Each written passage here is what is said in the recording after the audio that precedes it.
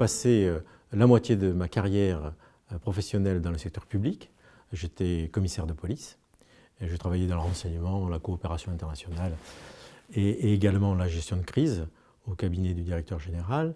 Et ensuite, j'ai eu l'occasion, l'opportunité, la chance de travailler dans un grand cabinet d'audit et de conseil international. Donc, dans ces conditions, j'ai une vision assez évolutive du risque pénal dans les entreprises, à la fois pour les dirigeants, pour les cadres, et sur tous les aspects liés à la fois à la sécurité, à la sûreté et aux risques qu'on peut qualifier de non conventionnels ou de hors marché. Bref, tout ce qui ne règle pas par les assurances. Nul n'est censé ignorer la loi. Tous les citoyens ont un risque s'ils commettent une infraction, et dans tous les pays du monde.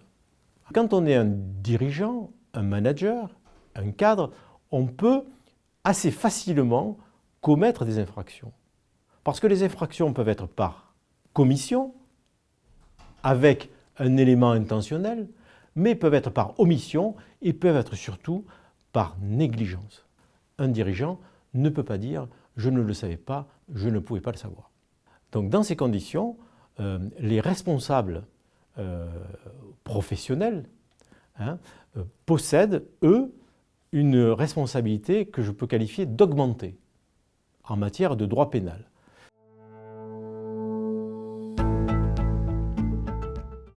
Le souci de cette formation, c'est précisément d'apporter aux dirigeants, à tous ceux qui sont en charge et en responsabilité, les éléments de base qui peuvent les impacter de façon directe et indirecte dans le domaine de la sûreté.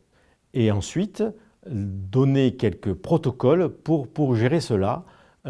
J'envisage que les gens repartent avec un kit, dans un premier temps, avec un kit de premier secours.